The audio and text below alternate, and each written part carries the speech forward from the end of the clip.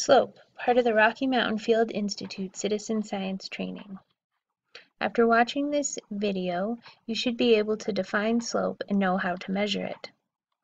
Measuring the slope is one of the data collection objectives for the Citizen Science program. Slope is the angle of the land surface. It's calculated as the rise over the run. So if you look at this image here, we can see that we have, about a 45-degree angle here, and the rise and the run are roughly equal.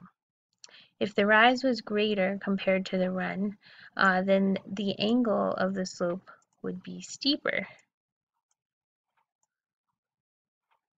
Be more like this. If the rise was less compared to this length of run, then the slope would be less steep, something more like this. And we can see that mathematically right here. So why do we care? Well, if we can control this ratio, then we can defeat gravity. The soil will stay in place on our trail surfaces. Typically, off the trail, as you can see over here, vegetation really helps to defeat gravity. The roots help to keep the soil in place and prevent erosion. But here, there's no plant material, so controlling the slope is a very important aspect of successful trail design. To measure the slope, we will use this tool, a clinometer. Some compasses have this, so my handheld navigation compass has a weighted arrow in the face of it. You could also use that. There's a picture of that compass in the aspect video.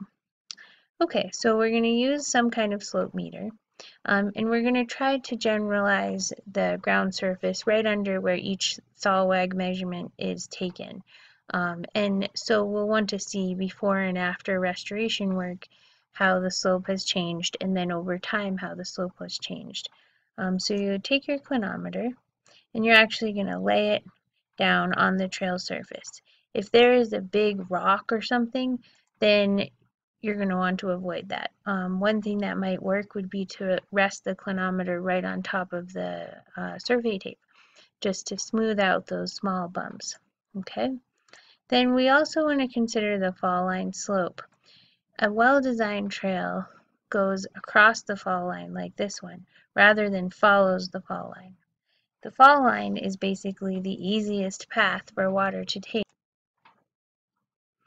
We will want to have an idea of how our trail measures up compared to this fall line slope. So take a measurement of this fall line slope, and then we'll add that to our aspect measurement, and it will tell us whether or not the trail and the fall line are one and the same. Thanks for watching, and let me know if you have any questions.